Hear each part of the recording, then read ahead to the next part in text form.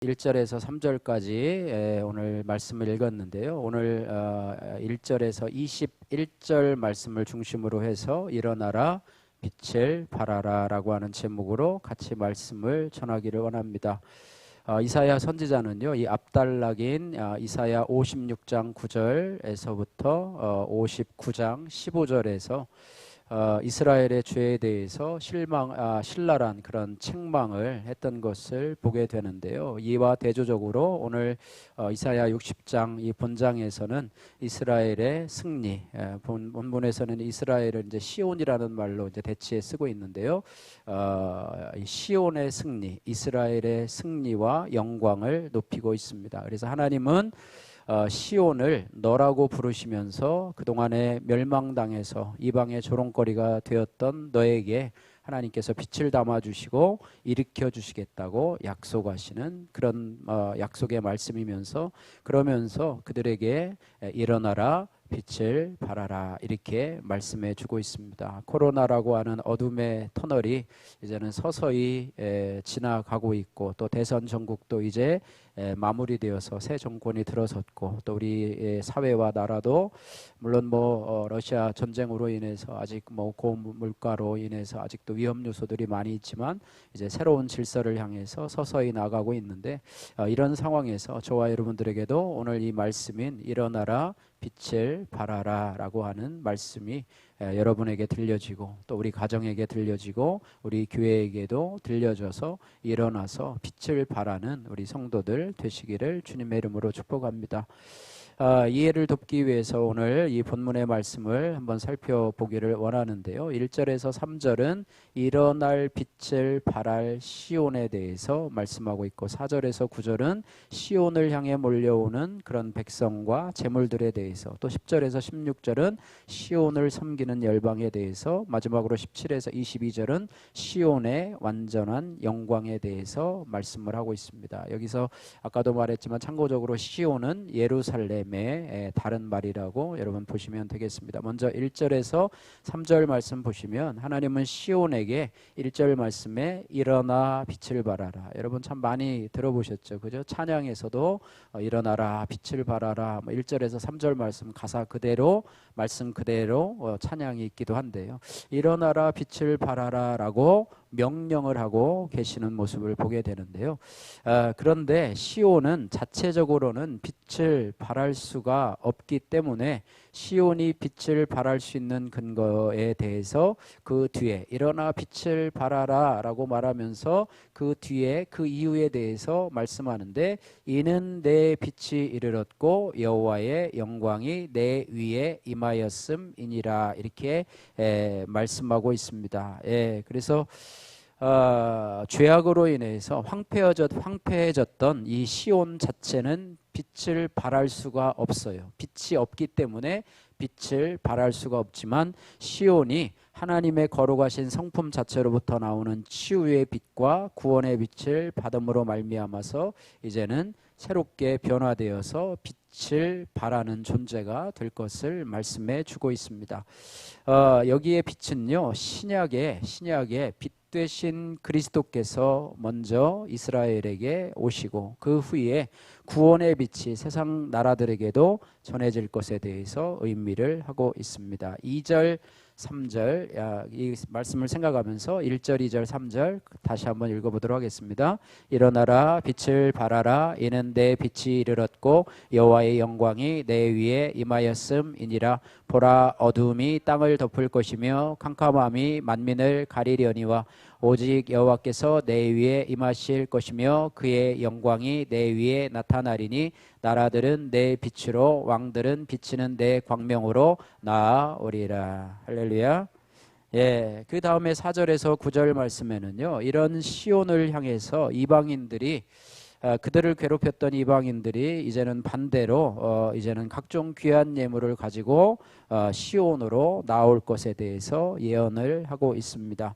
4절 말씀에 보니까 사방에서 나올 것이고, 또 4절에 먼 곳에서 나올 것이고, 또 5절에 보니까 바다의 부가 가득하게 될 것이고, 또 6절에 보니까 스바 사람들은 금과 유황을 가지고 와서 여호와를 찬양하게 될 것이고, 게달의 양무리와 느바요스의 수디양과 성들과 같은 가축도 시온에 모여서 하나님 앞에 드려지게 될 것이다. 이렇게 말씀하면서 특별히 이방인들 뿐만 아니라 이스라엘 백성들, 포로로 바벨론에 잡혀갔던 이스라엘 백성들도 이제는 돌아올 것에 대해서 8절과 9절 말씀에 말씀을 하는데요. 마치 집을 떠난 비둘기들이 자신의 보금자리로 날아 돌아오는 것 같이 원근에 흩어졌던 이스라엘 백성들이 이제는 본토 이스라엘로 예루살렘으로 돌아오게 될 것에 대해서 말씀을 해주고 있습니다. 4절에서 9절 말씀 생각하시면서 같이 읽겠습니다.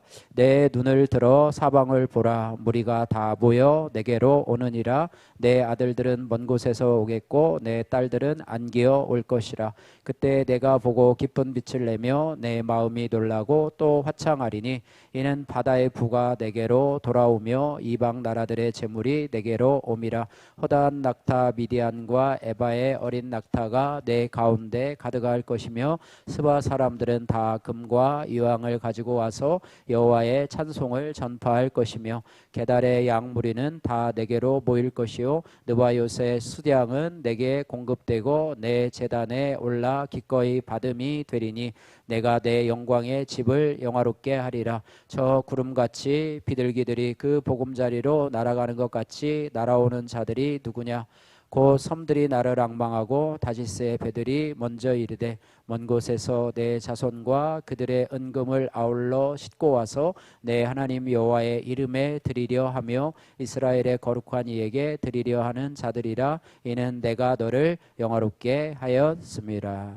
하나님께서 시온을 영화롭게 하심으로 인해서 그들을 괴롭혔던 이방인들이 돌아오되 그냥 돌아오지 아니하고 은금과 또 향유를 가지고 온갖 물질을 가지고 가축들을 가지고 그들에게 와서 여호와를 찬송하고 또 여호와께 그런 제물을 바칠 것이다. 이렇게 말씀을 하고 있습니다.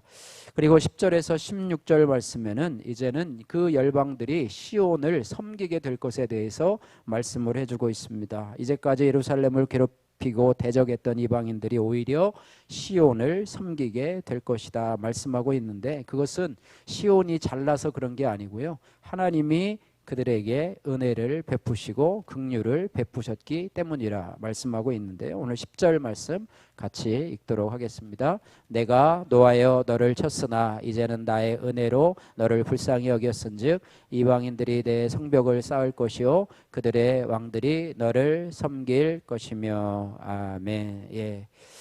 또한 열왕들이요 시온에 굴복하게 될 것이고 예루살렘을 약탈하던 나라들이 보화와 재물을 공급하게 되고 16절에 예루살렘의 젖줄이 될 것이다 이렇게 말씀하고 있습니다. 또한 시온을 괴롭히던 자의 자손이 몸을 굽혀서 그들에게 나올 것이고 또 그들을 멸시하던 모든 자가 그들의 발 아래 엎드려서 부르기를 여호와의 성읍이라 이스라엘의 거룩하신 이의 시온이라 하겠다 말씀한다고 그렇게 예언합니다. 14절에서 16절 말씀을 같이 생각하시면서 읽도록 하겠습니다. 너를 괴롭히던 자의 자손이 몸을 굽혀 내게 나오며 너를 멸시하던 모든 자가 내 발 아래 엎드려 너를 일컬어 여호와의 성읍이라 이스라엘의 거룩한 이의 시온이라 하리라. 전에는 내가 버림을 당하며 미움을 당하였으므로 내게로 가는 자가 없었으나 이제는 내가 너를 영원한 아름다움과 대대의 기쁨이 되게 하리니 내가 이방 나라들의 젖을 빨며 뭇 왕의 젖을 빨고 나 여호와는 내 구원자 내 구속자 야곱의 전능자인 줄 알리라. 아멘. 이렇게 메시아가 통치하고 또 여호와의 영광이 임하는 그런 시기가 다가오면 시온은 세상이 흠모할 만한 아름다움과 기쁨의 영역으로 등장하게 돼서 이방 나라들에게 찬송을 받게 될 것이다 이렇게 말하는데, 그것이 그들이 잘해서 그런 것이 아니라 하나님의 은혜로 하나님이 긍휼히 여겨주심으로 그렇게 될 것에 대해서 말씀을 하고 있습니다. 마지막 17절에서 22절에는 시온의 완전한 영광에 대해서 말씀을 해주고 있는데요. 하나님이 시온을 이제는 어떻게 통치하게 될 것인가, 윤석열 대통령이 이제 취임한 지 얼마 되지 않아서 이 나라를 어떻게 통치할 것인가 이렇게 여러 가지 연설을 통해서 지금 또 그 행보를 통해서 이야기를 해주고 있는데요. 하나님께서는 이스라엘 백성들 또 하나님의 자녀들 또 하나님의 나라를 어떻게 통치할 것인가 두 단어로 설명을 해주고 있는데요. 하나는 평강으로 화평으로 또 하나는 공의를 통해서, 화평과 공의라고 하는 두 가지 키워드를 통해서 우리들에게 말씀해 주고 있습니다. 17절과 18절 말씀 같이 읽겠습니다. 내가 금을 가지고 놋을 대신하며 은을 가지고 철을 대신하며 놋으로 나무를 대신하여 돌을 대신하며 화평을 세워 관원으로 삼으며 공의를 내 감독으로 삼으리니 다시는 강포한 일이 내 땅에 들리지 않을 것이요 황폐와 파멸이 내 국경 안에 다시 없을 것이며 내가 내 성벽을 구원이라 내 성문을 찬송이라 부를 것이라. 아멘. 예, 하나님은 당신의 나라를 진정한 화평을 통해서, 특별히 정의를 통해서 다스리기를 원하시는 하나님이시다, 이렇게 말하고 있습니다. 그래서 그때에는 죄와 슬픔과 영적 황폐가 사라지게 될 것이고, 또한 하나님은 시온을 영화롭게 하실 것이다. 시온을 영화롭게 하실 것인데 친히 영원한 빛이 되셔서 해와 달을 대신할 것이다. 해와 달을 대신할 것이다. 예, 요한계시록 21장에 보면은 하나님께서 친히 빛이 되시기 때문에 새 예루살렘 성에는 해와 달이 없는 곳, 왜냐하면 하나님이 빛이 되셔서 그곳을 비추기 때문에 해와 달이 필요 없는 곳인데, 이 부분을 오늘 여기서 새 예루살렘 성의 그 부분에 대해서도 말씀을 해주고 있고요. 슬픔의 날이 끝이 나게 될 것이다 라고 말씀을 해주고 있습니다. 19절 20절 말씀, 19절 20절 말씀 같이 읽겠습니다. 다시는 낮에 해가 내 빛이 되지 아니하며 달도 내게 빛을 비추지 않을 것이요 오직 여호와가 내게 영원한 빛이 되며 내 하나님이 내 영광이 되리니 다시는 내 해가 지지 아니하며 내 달이 물러가지 아니할 것은 여호와가 내 영원한 빛이 되고 내 슬픔의 날이 끝날 것임이니라. 아멘. 예. 이렇게 하나님께서는 자신의 영광을 반영해서 새 예루살렘 성을 완전히 이상적인 나라로 만들어 가실 것이다, 이렇게 말씀을 하고 있습니다. 예. 이상에서 우리는요, 이 포로 상태에 있는 시온, 이스라엘의 영광스러운 미래에 대해서 오늘 1절에서 21절 말씀을 통해서 살펴보았는데요.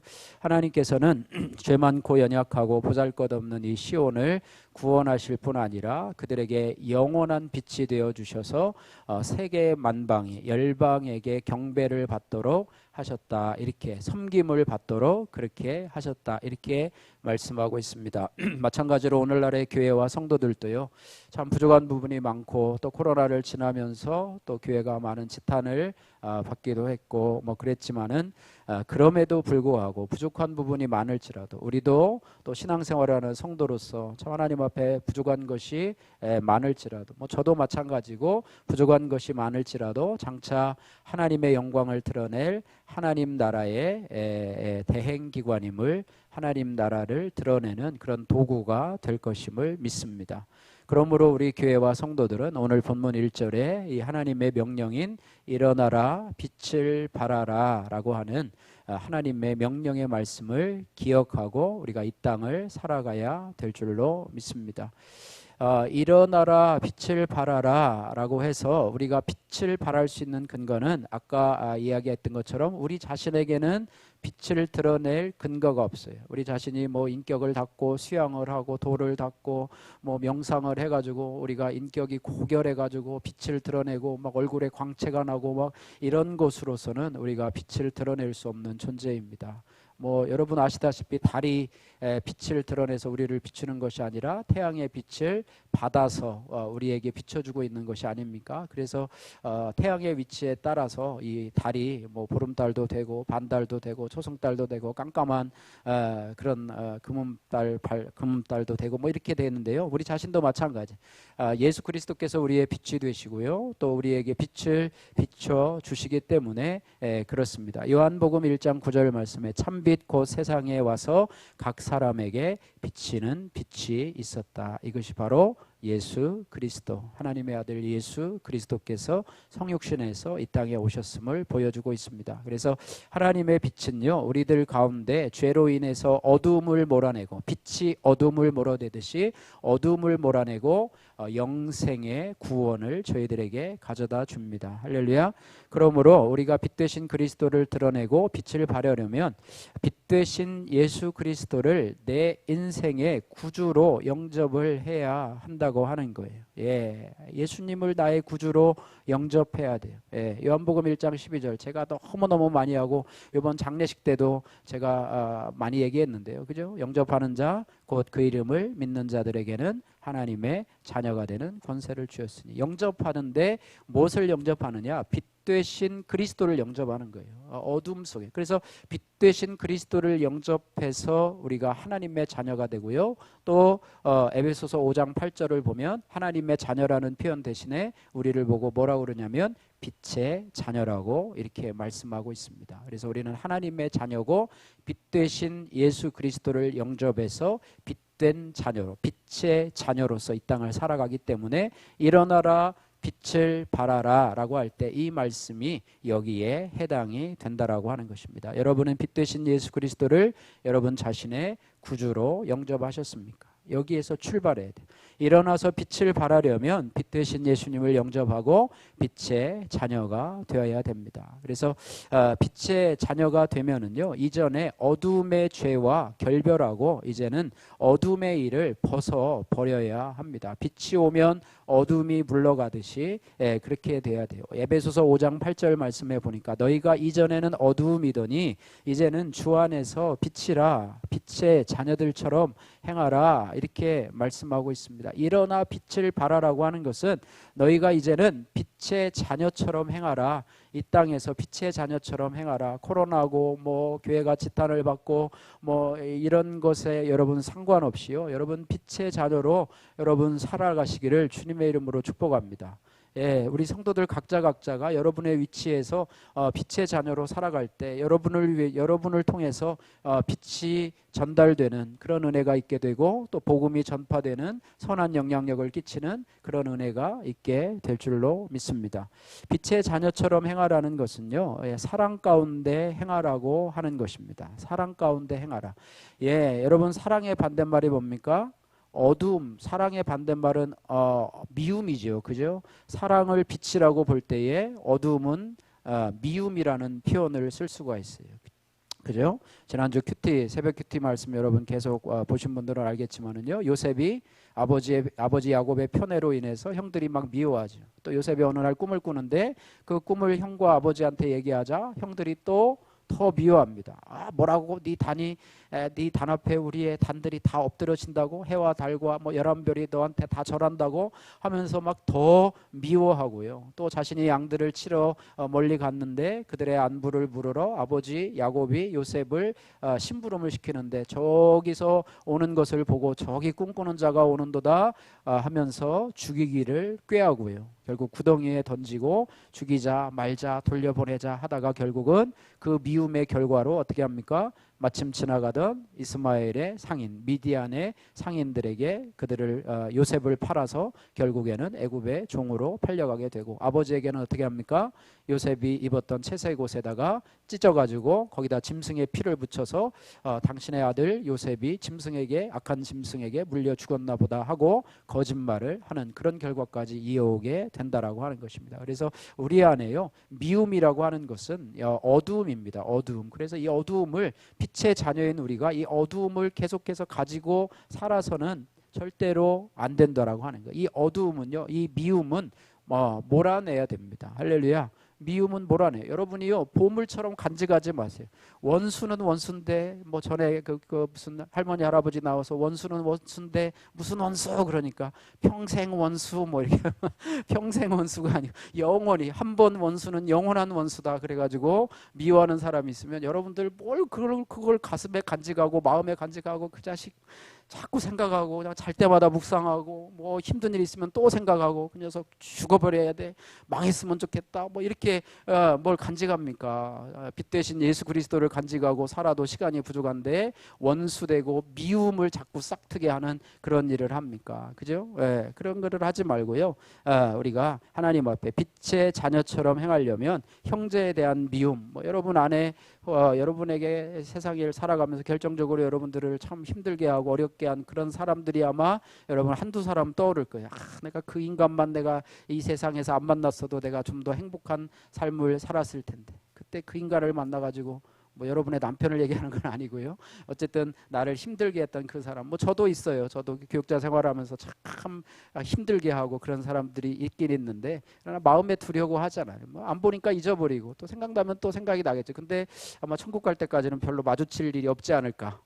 예, 또 마주치지 않게 하시기고, 또 생각날 때마다 그 영혼을 위해서 뭐 여러분 저주하지 말고요, 미워하지 말고 안 되려고 생각하지 말고 그 사람을 불쌍히 여기고, 또 그 사람이 생각이 나면 그냥 축복 기도해 주세요. 그죠? 하나님의 자녀, 빛의 자녀는 원수를 미워하는 자가 아니라 원수를 위해서 기도하는 자가 하나님의 자녀다. 그 영혼을 위해서 기도해 주세요. 축복을 빌어주고 그 축복이 그에게 안 가면 누구에게 돌아온다고요?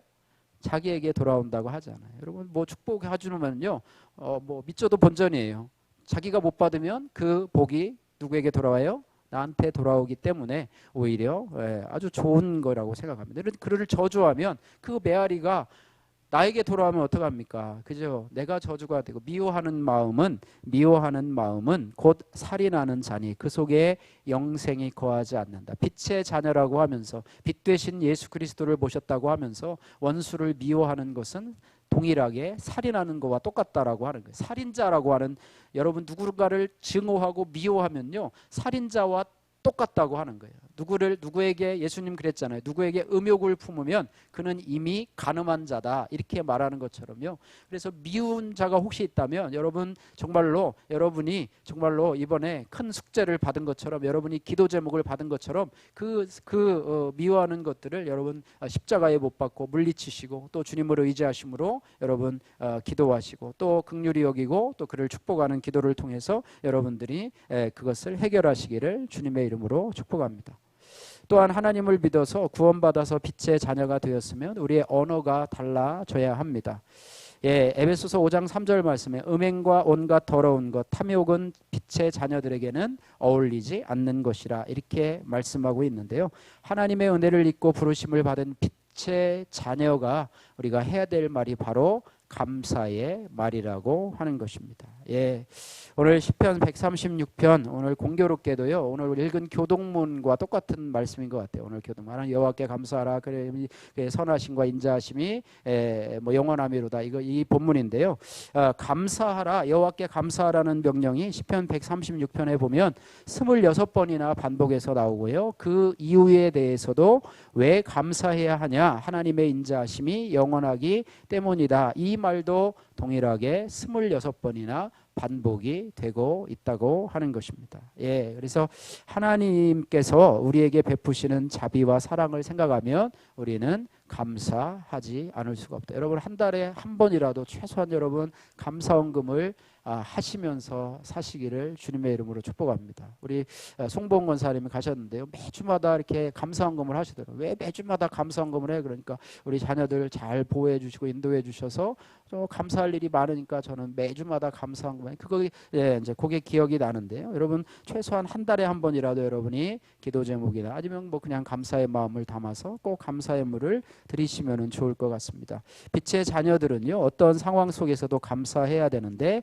아이작 월트라고 하는 분은요, 이렇게 말했다고 해요. 하나님께서 거하시는 곳이 두 곳이 있는데, 한 곳은 하늘의 천국이요, 한 곳은 감사를 드리는 마음이라, 이렇게 말했다고 합니다.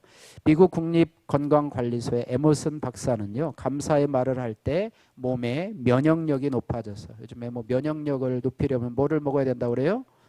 홍삼을 먹어야 된다는 등, 뭐 운동을 해야 된다는 그런데요. 감사의 말을 자주 하는 사람은 몸의 면역력이 높아져서 크고 작은 질병을 이겨내고 건강하게 살 수 있다는 것을 이게 실험을 통해서 결론을 내었다고 하는데요. 사람의 병의 대부분이 바로 스트레스에서 오지 않습니까? 그래서 뭐 폐암이 오기도 하고요. 그러는데 감사의 마음과 감사의 말을 하게 되면 모든 스트레스와 병을 이길 수 있다 이렇게 말하고요.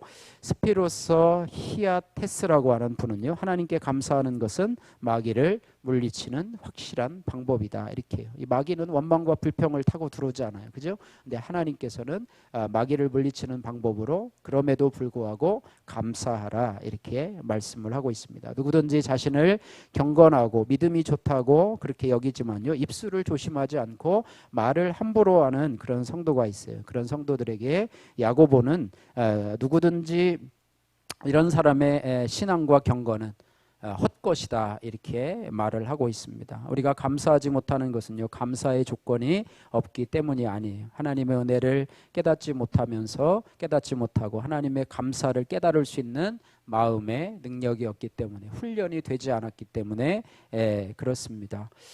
저도 어떤 때는 이 감사 제목을 이렇게 쓰려고 하다 보면은요, 어제 우리 교회 와서 이렇게 그 공사를 해주신 분이 저와 감사 노트를 공유하고 있는데요. 그분들이 한 분은 성도님이시고 한 분은 집사님인데요, 너무 매일 잘 쓰시는 거예요. 그래가지고 제가 안 쓸 수가 없잖아요. 어떤 때는 그냥 넘어가고 싶은데, 그리고 뭐 별로 한 게 없어요. 그때 뭐 그냥 아침에 새벽 기도하고 운동 갔다가 뭐 전자공고 방역 갔다가 그냥 피곤해서 자고 뭐 한 일이 없어요. 별로 없는데도 또 이렇게 짜내다 보면 또 이렇게 풍성하게 쓰게 되더라고요. 정말 깊은 곳에서 길어내야, 사건이 없으면 그냥 오늘 누구 만나서 뭐 식사 뭐 했다 뭐 이러면 쓰면 되잖아요. 근데 그런 것도 없어요. 그러니까 어제 그냥 없는 곳에서 무슨 광산에서 무슨 광물을 캐듯이 깊은 곳에서, 어떤 때는 감사노트 쓰는 게 한 30분. 거기 그 성도님은요, 1시간 걸린다고 그러더라고요. 그냥 깊이 하루를 돌아봐야 돼요. 어떤 분은 그때마다 이렇게 스마트폰에다가 이렇게 넣어놨다가 쓰기도 하고, 어제 대화를 나누다 보니까 또 감사 제목을 만들기 위해서 일부러 누구한테 전화하기도 하고, 안부도 묻고, 동창에게 어떠냐고, 또 아픈 사람에게 일부러 전화를 해가지고 또 감사 제목 쓰기도 하고, 좀 기획적이죠. 기획적이기도 한데요. 어쨌든 그랬습니다. 어쨌든 훈련이 돼야 되고요. 다니엘은 사자굴에 들어가는 어려운 상황 속에서도요, 감사의 기도를 드렸더니 모든 상황이 역전이 되었고 살아남았고요, 하나님의 역사가 만국에 전파되었습니다. 여러분, 감사하는 사람 하나님이 지켜주십니다. 감사하는 자에게 인생의 역전이 일어나고요, 범사에 감사하는 것, 이것은 그리스도 예수 안에서 저희를 향하신 하나님의 뜻이라. 오늘 저희가 읽은 우리 올해의 말씀 두 번째도요, 감사로 제사를 드리는 자가 나를 영화롭게 하나니 그의 행위를 옳게 하는 자에게 내가 하나님의 구원을 보이리라 이렇게 말씀하고 있습니다. 대머리에도 감사할 조건이 있다라고 하는 그런 글이 있었습니다. 대머리면 요즘 탈모 때문에 걱정하는데 많이 고민을 하는데요, 6가지 감사 제목을 누가 적었더라고요. 그래서 첫 번째, 대머리는 여성에게는 거의 없는 현상입니다. 그러므로 모든 여성은 대머리가 없음을 인해서 감사해야 됩니다. 이렇게 얘기를 했고요. 두 번째는, 하나님의 사랑을 받는 자가 대머리가 됩니다. 날마다 머리를 쓰다듬어 주시기 때문에 대머리가 된 것입니다. 그래서 하나님의 사랑을 많이 받는 증거가 바로 대머리다, 뭐 이렇게 말씀하고 있고요. 또한 대머리인 사람을 이렇게 연구해 볼 때 빌어먹고 사는 사람이 별로 없다, 그죠? 왠지 좀 뭐가 좀 있어 보이잖아요, 그죠? 뭐 이마가 좀 반들반들하고. 그래서 구걸하는 사람은 아직 한 사람도 보지 못했다, 이렇게 해서 감사를 하고 있고요. 비교적 목회자나 뭐 교수들 또 지도층 중에서 대머리가 된 사람들이 많기 때문에, 뭐 엘리사 선지자도 대머리였다고 보는 것을 보고요. 또한 대머리이기 때문에 비누나 샴푸나 물을 상당하게 절감을 할 수 있다, 그죠? 네, 그런 것. 또 하나님을 편하게 해드린다. 왜냐하면 하나님은 날마다 우리의 머리카락을 세시는 하나님이신데 그 수고를 덜어주니까 하나님을 조금 더 편하게 한다. 뭐 이렇게 해서 이게 얼마나 깊은 데서 길어 올려야 대머리가. 우리는 흔히 그러면 나는 뭐 부모를 원망하고 막 그렇게 하지 않습니까? 부모를 원망하고 왜 머리를 또 심어야 되는데 하나 얼마냐 어디가 잘하냐 막 짜증내고 머리 제대로 있는 사람 보면 막 부러워하고 막 비교의식 열등의식에 빠져 있는데 이렇게 감사 제목을 발견하는 거 뭐 이뿐이 아니에요. 여러분이 있는 현상 속에서요. 여러분들도 깊이 가서 생각을 하고 여러분이 하게 되면요. 여러분이 감사의 제목을 발견할 수 있게 된다라고 하는 것입니다. 어제 우리 매일 감사 노트를 나누는 중에서 어제 뭐 5시 반에 집에서 출발해서 집에 들어가고요. 파주에서 오신 분은 15시간 만에 집에 들어가셨다고 그래요. 아침에 거기 파주에서 첫 지하철을 타고 용산역에 와서 여기 왔다가 또 지내고 4시 끝나고 또 거의 서울 갔다가 지하철 타고 또 파주까지 가고 집에 가니까 15시간 만에 집에 돌아왔다고 하는데요. 그중에 한 성도님이 또 저녁에도 감사 노트를 올렸어요. 제가 이걸 보니까 감사합니다. 무조건 마지막은 감사합니다. 그래서 제가 한번 읽어보 드릴게요. 5시 반쯤 일어나 씻고 송집사님과 형주를 태우고 예산으로 출발할 수 있게 인도해 주셔서 감사합니다. 교회 도착해 목사님과 사모님과 반갑게 인사하고 준비해 주신 김밥 등을 맛있게 먹고 곧바로 일할 수 있게 해주셔서 감사합니다. 일하며 늘 주님께 지혜를 구하는데 오늘도 좋은 길 인도해 주셔서 처음 구상한 대로 하지 않고 더 좋은 곳으로 카메라 위치를 잡게 해주시고 불량난 케이블 하나 생겼지만 곧 문제를 파악해 해결할 수 있게 해주시고 잘 마무리할 수 있게 도와주셔서 감사합니다. 시공시간이 좀 길어져 예약된 식당 저희가 삼계탕을 먹으러 가려고 했는데 2시에 마감을 한대요. 그래가지고 갈 수 없었지만 중식 맛집으로 인도해 주셔서 짬뽕과 탕수육과 깐풍기로 배 터지게 먹게 해주셔서 감사합니다. 이렇게 했고 목사님께서 은혜로운 기도를 해주시고 기념사진 찍고 짧은 만남이 못내 아쉬웠지만 하나님 주신 재능으로 부족하지만 주님 전에 쓰임받는 장치 시공하고 섬길 수 있어서 감사합니다. 상경길이 좀 막혀 오래 걸렸지만 졸립지 않게 옆에서 대화를 이어주신 송집사님께 감사드리며 무사히 도착해 해주셔서 감사합니다. 오늘 큰딸이 입으로 음식들을 먹게 해주시고 너의 기도를 늘 듣고 있고 주님 일하고 있음을 깨닫게 해주시고 하나님을 더 의지하며 섬길 수 있게 성령 주심을 감사드립니다. 지금 중3 딸이 뇌경색으로 인해서 지금 계속 치료를 받고 있는데 음식을 넘겨야지만이 뭐 연하작용이라고 그러더라고요. 음식을 넘겨 삼켜야지만이 이제는 그 콧줄도 또 목관도 빼는데 어저께부터 뭐 요구르트도 조금 요플레도 넘기고 밥도 조금 넘겨서 너무 감사하고 또 어제 가셔서 또 교회에 또 감사 헌금을 또 보내셨더라고요. 우리 딸이 목에 음식을 넘겼다고. 예. 뭐 아이 유아기 때 그런 모습을 지금 보면서도 우리 교회 또 자기의 재능을 가지고 또 자기의 물질로 이렇게 섬겨서 이렇게 해주신 것에 대해서 감사를 하고 하루를 마감을 하고 또 다른 집사님도 또 올리고 저도 오늘 새벽에 일어나서 또 감사 노트를 또 해서 올리고 여러분 매일 보시죠, 그죠? 예. 저만 여러분에게 공개를 합니다. 마음껏 보십시오. 여러분도 최소한 하루에 한 가지씩이라도 더 나가서 5가지 요즘은 저도 번호도 안 적어요. 그래서 6가지 7가지도 되는데요. 그렇게 됩니다. 이렇게 감사일기나 감사 노트를 매일 적으면서 여러분 감사의 습관을 가지시는 것 참 중요합니다. 누구나 하나님의 빛의 자녀가 되면은요 어리석은 말이 아니라 감사의 말을 해야 되는데 빛의 자녀로서 우리는 조롱의 말이나 비방의 말이나 불평의 말들을 삼가고 감사의 말들을 많이 해야 됩니다. 이렇게 할 때 빛의 자녀들은요 모든 착함과 의로움과 진실함의 빛의 열매를 맺게 됩니다. 여러분 전문가는요 어떤 많은 부분에서 이렇게 다 골고루 자라는 게 아니라요 빛의 열매를 맺어야 되는데 빛의 자녀는 빛의 열매를 맺어야 되는데요 여러분이요 이 감사라고 하는 하나만 여러분이 뚫으시면 다른 모든 착함과 의로움과 진실함의 거기에 대해서 그 길이 딱 뚫어질 거라고 생각이 됩니다. 할렐루야. 감사로 여러분이 하루의 삶을 시작하고 진행하고 마감을 하면 여러분이 원망과 불평과 또 부정적인 마음과 스트레스와 이런 것이요 다 없어지게 되고 하나님도 기뻐하시고 여러분도 면역성도 강화되고 그죠? 건강도 좋아지고 역전케 하시는 하나님을 발견하게 되는 그런 여러 가지 복이 이 감사에 담겨 있음을 여러분 보게 되면서 여러분이 나는 하나님 앞에 감사하는 삶을 살고 있는가 여러분 돌아보시기를 바랍니다. 말씀 말씀을 마치겠습니다. 하나님은 어둠 가운데 있는 우리들 가운데 빛 되신 그리스도를 보내주셔서 믿음으로 그분을 영접한 우리들을 빛의 자녀로 삼아주시고 빛의 자녀답게 살라고 말씀하십니다. 특별히 빛의 열매를 맺되 하나님과 이웃에게 감사하는 삶을 살라고 말씀하고 있습니다. 예, 적용의 말씀을 하고 마치도록 하겠습니다. 이제 원망과 비난과 조롱의 말, 음란하고 추한한 말보다는 감사의 말을 통해서 일어나라 빛을 발하라고 하시는 주님의 음성에 순종하겠습니다. 자녀들과 일주일에 한 번이라도 감사 제목을 놓고 가정 예배를 드리기를 원합니다. 단톡방에 하루에 한 번이라도 감사 제목을 올리면서 하나님께 영광을 돌리고 삶을 나누기를 원합니다. 이러한 적용이 성령께서 여러분의 삶에 이루어 주시기를 주님의 이름으로 축복합니다.